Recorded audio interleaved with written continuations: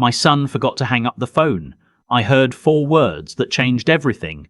Dad can't live alone. Then a pause, and my daughter-in-law's voice, cooler than I'd ever heard it. The house must be worth at least $750,000 now. Maybe more. I didn't say anything. I hung up my end of the line and sat in the kitchen I'd rebuilt with my own hands. And I thought about what kind of man I wanted to be for whatever years I had left. By the time my son and his wife landed back home 3 weeks later, the house was gone. Sold, every penny in an account they'd never find. And on the kitchen counter where I used to leave birthday cards and grocery lists, there was an envelope with both their names on it. I heard they started screaming before they'd even finished reading the first paragraph. But I'm getting ahead of myself. My name is Lawrence. I'm 67 years old, and until about 6 weeks ago, I lived in the same house in Boise, Idaho that my wife Claire and I bought the summer before our son was born. We didn't buy it so much as rescue it. The place was a wreck. Cracked foundation, original 1960 wiring, a kitchen that smelled like something had died between the walls. The inspection report was 11 pages long and every page was bad news. Claire read the whole thing sitting on the tailgate of my pickup in the parking lot of the realtor's office, and when she finished, she looked up at me with those grey eyes of hers and said, "We could fix all of this." She wasn't asking. She was telling me. That was Claire. We bought it for $87,000 and spent the next 4 years fixing what we could ourselves and saving up to hire people for what we couldn't. I poured a new section of foundation one summer, working weekends with my brother-in-law because we couldn't afford a crew. Claire stripped wallpaper by hand in every room, 7 layers deep in some places. Our son was born during that second winter, sleeping in the room we'd converted from a storage closet because the nursery wasn't finished yet. We'd wrap him in extra blankets and take turns getting up at night. Both of us so tired we could barely see straight. Both of us too stubborn to admit we were in over our heads. But we weren't in over our heads. We were building something. By the time our son, I'll call him my son because after what happened I'm not ready to use his name yet, started elementary school, the house was beautiful. Not magazine beautiful. Family beautiful. The kind of house that knew every height marker penciled on the doorframe, every crayon scribble we'd painted over, but not quite gotten rid of. Claire's vegetable garden along the south fence, the tire swing I'd hung from the old cottonwood out back that our son claimed was embarrassing from the time he turned 14 until the week after he left for college, when he called me from his dorm and asked if I'd taken it down yet. I told him it was still there. "Good," he said. "Don't take it down." That was a long time ago. Claire died 4 years back. Ovarian cancer, diagnosed in March, gone by October. 7 months, which the doctors said was actually longer than they'd expected, and I hated them a little for saying that, because 7 months felt like nothing. 7 months felt like I blinked.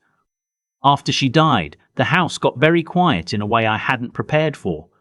I'd lived alone before. There were work trips, family visits, but I'd never lived alone in a house that remembered her so specifically. The dent in the kitchen baseboard where she'd kicked it once while arguing on the phone with her sister. The particular squeak of the 3rd step from the top that she'd always avoided at night so she wouldn't wake me. Her reading chair by the window, the fabric worn thin on the right armrest where she'd rested her elbow for 20 years. I didn't move anything. I told myself I'd deal with it later. My son and his wife, I'll call her my daughter-in-law for now, lived about 40 minutes away in a newer neighborhood outside of town. They had a nice house, 2 incomes, no kids, newer cars than they needed. They came for Sunday dinners for the first year or so. Then it became every other Sunday. Then it became, we'll try to make it, and usually they didn't. I told myself it was just life. People get busy. I'd been busy at their age too. What I didn't tell myself, because I wasn't ready to hear it, was how often my daughter-in-law ended those Sunday dinners early. How she'd start gathering her things around 7:30, 8 at the latest, making comments about the drive and the week ahead. How my son would watch her do it and not say anything and then look at me apologetically as they headed for the door. I noticed. I just didn't want to make anything out of it. The phone call happened on a Tuesday in early April. My son had called to check in, at least I thought that's why he called. We talked for maybe 10 minutes about nothing in particular. His job, the weather, whether I'd seen the game. Normal stuff. Then his wife said something in the background and he said he had to go and we said goodbye and I thought he'd hung up. He hadn't. I was about to set down the phone when I heard her voice, clear enough that I knew she was standing right next to him. You need to have the real conversation with him. My son said something I couldn't make out. Lawrence, you can't keep putting it off. He's 67 and he's alone and he's already had that one fall. It was one fall, my son said. He slipped on the porch steps. He's fine. This time. But what about next time? What happens when something serious happens and no one's there? Another pause. I sat very still. The house, my daughter-in-law said. Her voice had changed. Less worried now. More careful. Do you know what that neighborhood is going for right now? The Hendersons sold 3 blocks over and got $740,000. Your parents paid less than $90,000 for that place. I know. So there's money there. Real money. If your dad moved somewhere with actual support, a community, staff, people around, we could use the sale to fund it. The good places aren't cheap, but if the house sells for what I think it'll sell for, he loves that house. He loved Mum too, but Mum is gone. He doesn't need 4 bedrooms and a yard that size to maintain alone. He needs support. He needs people. We'd be doing him a favor. I set the phone down on the kitchen table without ending the call. I sat in Claire's chair by the window and looked out at her garden, still coming back every spring because I'd maintained it the way she'd taught me, even after she was gone. I didn't cry. I was past the age where betrayal made me cry. But something shifted in my chest. Something quiet and permanent, like a door closing. I didn't sleep well that night. I made coffee at 5 in the morning and sat in the kitchen going through the kind of mental inventory you only do when the ground has moved under you and you need to get your bearings. I thought about the summer my son was a junior in high school when Claire and I cashed in a CD we'd been building for 12 years to make sure he had the car he needed to get to his after-school job and still have time to study. I thought about the $34,000 in student loans Claire and I paid off the year after he graduated, money we'd been quietly setting aside since he'd started community college. He didn't know about that until the payoff letter came to our address by mistake. He cried when I told him, hugged me in the driveway for a long time. I thought about the 2 years he and his wife lived with us after they first got married, when his job relocated and the housing market didn't cooperate. We never charged them rent. Claire grocery shopped for 4 without being asked. I fixed the cars when they needed it. You're too good to people, Claire used to tell me. Not as a complaint, just as an observation, the way you note that someone always puts too much sugar in their coffee. I thought about that a lot at 5 in the morning with the lights off in the kitchen. Then I made more coffee and called my attorney. His name is Philip Garner. He's been my attorney for almost 15 years. Started as the guy who helped Claire and me refinance. Ended up handling her estate. He's practical and direct and doesn't talk more than he has to, which is what I need in a lawyer. I left a message and he called back by 8. I told him everything. The phone call, what I'd heard, what I suspected was coming. He listened without interrupting, which is another thing I appreciate about him. When I finished, he said, "The house is in your name only." Since Claire passed, yes. Then they have no legal standing, not without your consent, not without a conservatorship which they'd have to petition the court for and would have to demonstrate incapacity to obtain. You had one fall. That's not incapacity. I know. But I want to act before they come back. A pause. Come back from where? They're in Portland for 3 weeks. Work thing. My daughter-in-law's company is doing some kind of extended project. Another pause. Longer this time. Lawrence, are you thinking about selling? I'm thinking I want control of what happens to my life's work before someone else decides they know better than me what I should do with it. Philip was quiet for a moment. When he spoke again, his voice was measured. The Boise market has been strong, very strong. If you're serious, I can put you in touch with an agent I trust, but this is permanent. You need to be certain. I built that house, I said. Every repair, every improvement, every dollar we put into it, it's mine. If I'm going to lose it either way, I'd rather choose how. I'll make some calls, Philip said. He called back by noon with the name Sandra Morales, and I called her that same afternoon. She came by the following morning, walked through every room with the eyes of someone who understood what she was looking at. She paused at the kitchen I'd renovated in 2011, ran her hand along the cabinet facing, looked up at the coffered ceiling I'd spent one entire summer building because Claire had seen something like it in a magazine, and I'd told her I could do it cheaper myself. Original owner? Sandra asked. Bought it in 1989. Done most of the work ourselves. She made a note on her tablet. This is exactly what buyers want right now.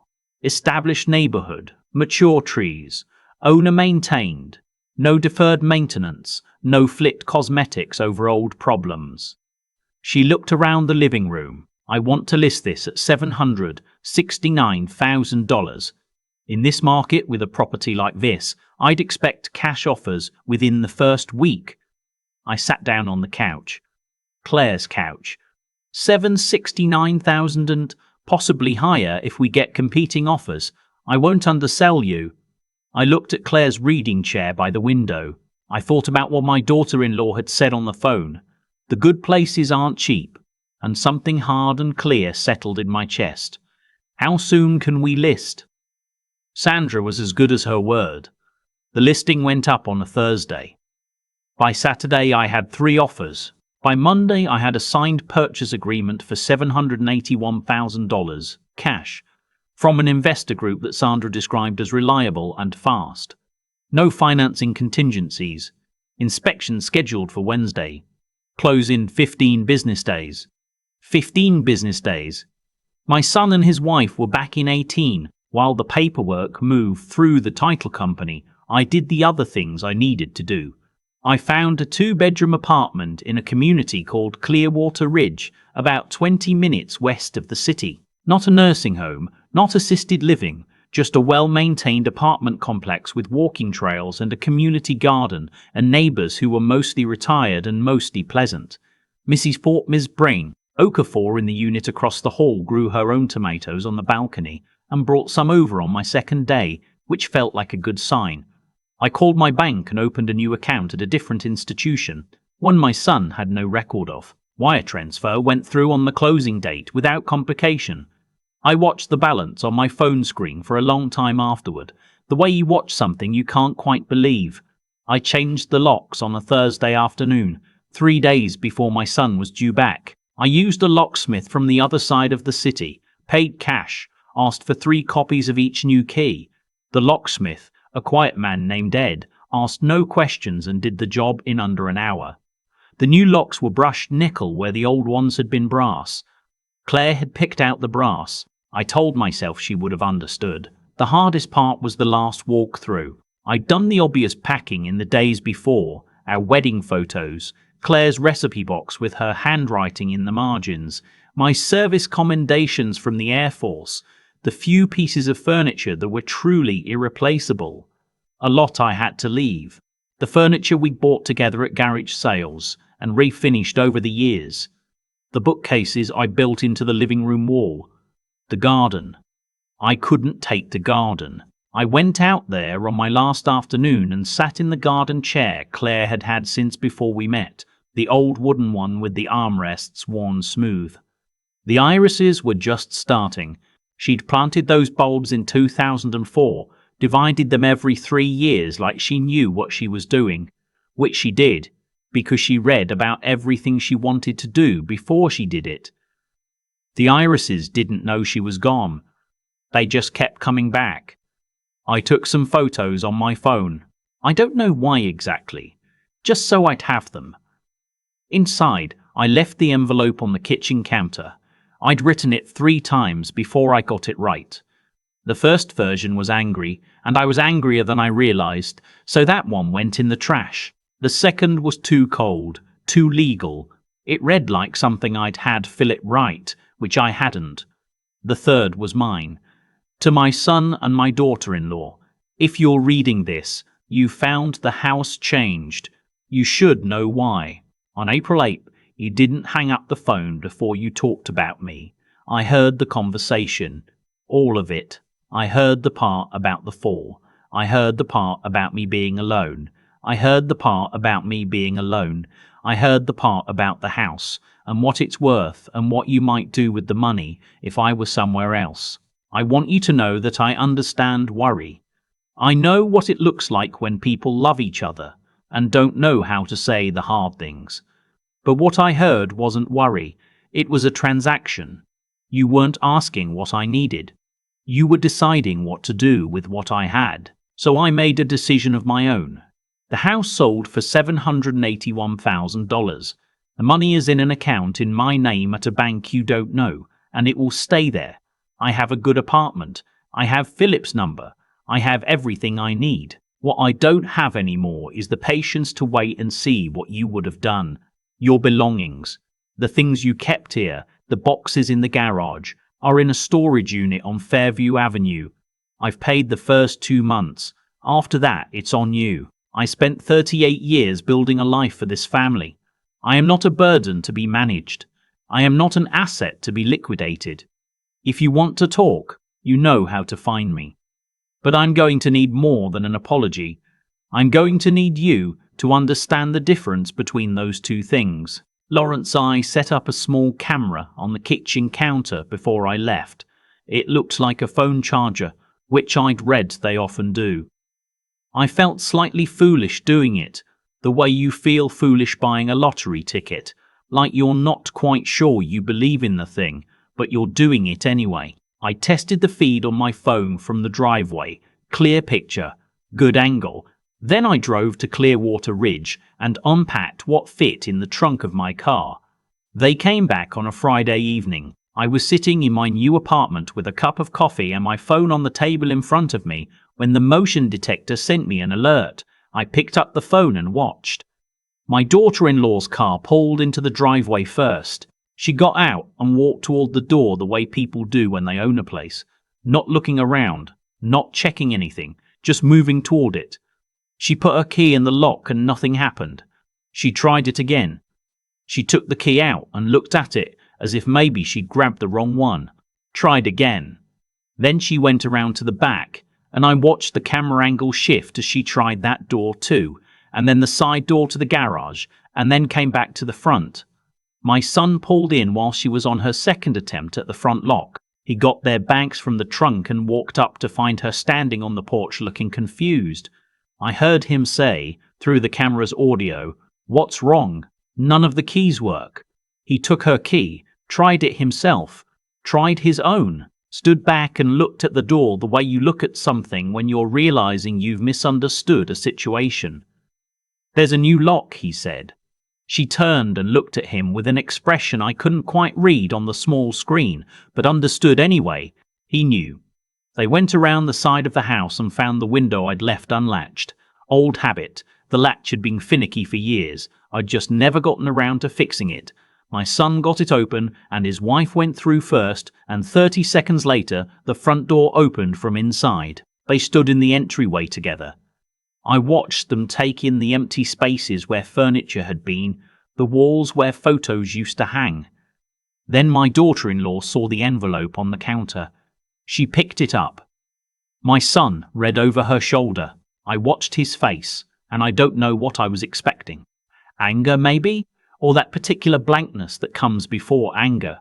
What I actually saw was something closer to shame, which surprised me, though I'm not sure why it should have. My daughter-in-law didn't look ashamed. She looked like someone doing rapid calculations. "He can't just do this," she said. "It's his house," my son said quietly. "It was his house. He's 67. Where is he even going to?" "It's his house," my son said again. Something in his voice had shifted, and apparently we gave him a reason to sell it. We were trying to help him, were we? The silence after that was long enough that the camera's motion detection almost reset. Then my daughter-in-law walked out of the frame, and I heard a door close somewhere in the back of the house, and my son stood alone in the kitchen for a while with his hands at his sides. He looked, from where I was watching, like a man trying to figure out how he'd gotten to this particular place. I turned off the feed. I sat in my apartment in the dark for a while, not because I was sad, or not only because I was sad, but because the thing about doing what's right is that it doesn't always feel clean. My son's face was still in my head. That look, I poured a glass of the Malbec that Claire and I had been saving for our 40th anniversary, which would have been next year. I brought 2 bottles. One felt right for tonight. I held the glass up toward her photograph on the shelf above the television, the one from our trip to Yellowstone in 2003, where she's laughing at something I'd said and not looking at the camera at all. I hope you'd have done the same thing, I said. I think you would have. The apartment was quiet, the way a new apartment is quiet, without the particular grammar of a house you've lived in for 35 years. Different sounds, different light. The neighbor across the way had her television on low, and I could just barely hear it. Some game show, the sound of people guessing and sometimes getting it right. I drank my wine slowly. My phone was on the table. I left it face down. He called 3 times on Saturday. On the 3rd call, I picked up. There was a long pause on his end, the kind that means the person has been rehearsing something, and now that it's time, none of it sounds right. "Dad," he finally said. "I'm here." "I didn't." He stopped. Started again. "I knew you could hear. I think I knew it when it was happening. I didn't say anything because I didn't know how to stop the conversation once it started.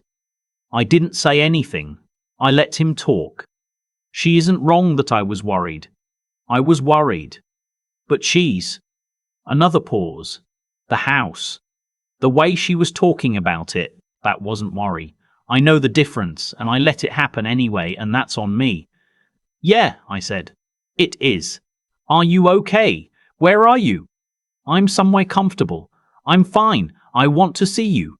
"I know you do. Dad." "I'm not saying no, you do." "Dad." "I'm not saying no," I told him. "I'm saying not yet. I need you to sit with this for a while first. Not me, you. I need you to understand what you did and didn't do and why, and I need that to be real and not just because you feel bad right now." I paused. "When you can tell me you understand all of it, call me." He was quiet for a long moment. "Okay. I love you," I said. "That part doesn't change. But love doesn't mean I go back to the way things were." "I know," he said. And then quietly, "She and I are going to have some things to figure out." I thought of the look on his face when he'd said it was his house, the thing in his voice that had shifted. "Yeah," I said. "You probably are." We hung up and I sat with the phone in my hand for a while. Outside the window, a mockingbird was going through its whole catalogue in the parking lot, cycling through a dozen different songs like it was trying out which one fit the morning best. I opened the sliding door to let in the sound.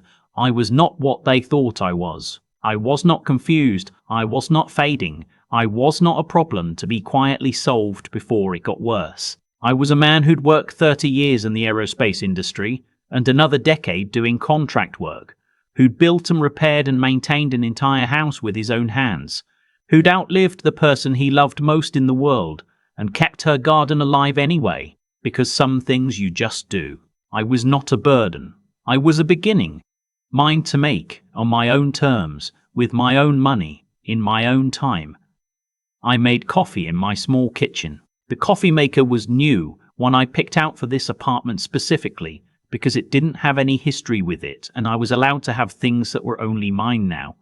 It made good coffee. I took my cup to the window and watched the day get started, and for the first time in a long time, the quiet felt like mine. If this story meant something to you, I'd be glad to know. Leave a comment below. Tell me where you're listening from, and whether you've ever had to make a hard choice to protect what was yours. Click the box on the left for the next one. I'll be there. I've been thinking about cause and effect a lot lately. Not in any grand philosophical way, just the plain practical version that life teaches you when you're paying attention. What my son and his wife set in motion that April evening wasn't a plan. It was a consequence waiting to happen. The moment they started talking about my house like it was already theirs, they'd already made a choice. They just didn't know yet that I'd been listening when they made it. That's the thing about how we treat people when we think they can't hear us or can't do anything about it. We reveal exactly what we believe about them. They believed I was fading, manageable, too grateful and too tired to fight back. And for a while, maybe I had been. Grief does that. Losing Claire did that to me, made me quieter, smaller, easier to overlook. I let it happen because I didn't have the energy to be anything else. But there's a difference between being tired and being finished. I learned that sitting in the dark at 5 in the morning with a cup of coffee and 38 years of cancelled checks and receipts in my head, what I did wasn't revenge. I want to be clear about that, even now. I didn't sell the house to punish my son. I sold it because the alternative was waiting to see how long it took for someone to petition a court to declare me incapable, waiting to find out which morning I'd wake up and the choices would no longer be mine to make. I'd spent my whole adult life being the person who showed up, who fixed things, who made it possible for the people I loved to have the lives they wanted. I wasn't going to spend whatever years I have left being managed by people who'd confused my generosity with weakness. Intelligence isn't about being the smartest person in the room. It's about understanding what's actually happening versus what people want you to think is happening. My son and his wife thought they understood my situation better than I did. They were wrong. I understood it exactly. I just chose for a long time to be patient. Patience has limits. When those limits are reached by the people who should know better than to test them, the intelligent thing is to act quietly, legally, completely, before someone else acts for you. The hard part, the part I still sit with, is my son's face on that camera feed. The look when he said, "It's his house," twice, like he was reminding himself of something he'd known and set aside. I don't think he's a bad man. I think he's a man who lets someone else's priorities become his own, slowly enough that he didn't notice until the damage was done. That's a different problem than cruelty. It might even be a harder one to fix. What I know is this: I'm not waiting around to find out if he'll fix it. I told him to sit with it, to understand it fully before he calls me back with an apology, because an apology that comes from discomfort isn't the same as one that comes from understanding, and I've lived long enough to tell the difference. Claire used to say that the most important thing a person could build was their own integrity, not their reputation, not their wealth, but the internal structure that holds when everything outside it shifts. She built hers over 61 years, and I watched every year of it. I'm trying to do the same. I'm not bitter. I'm in a new apartment with a good coffee maker and a neighbor who brings tomatoes. I talk to Philip when I need to. I'm sleeping better than I have in years. My son will call again when he's ready. I'll answer when I believe him. That's not cruelty either. That's just knowing what you're worth and being willing to protect it.